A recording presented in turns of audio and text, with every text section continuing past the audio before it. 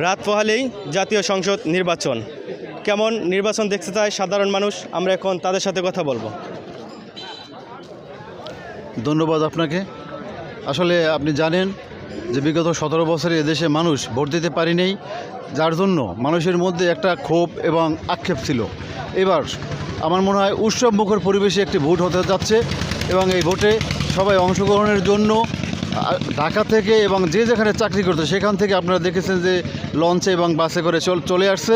তো আমরা মনে করি খুব উৎসবমুখর পরিবেশে ভোট হবে এবং এই ভোটে আমি মনে করি এই আসনে পটুয়াখালী 1 আসনে বিএনপি মনোনীত প্রার্থী আলতাফ হোসেন চৌধুরী তিনি বিপুল ভোটে জয়লাভ করবেন ইনশাল্লাহ। আমরা চাই সুষ্ঠু একটা নির্বাচন হোক এবং এই নির্বাচনের মাধ্যমে যে জয়যুক্ত হবে সে যেন আমাদের দেশের পক্ষ হয়ে কাজ করে।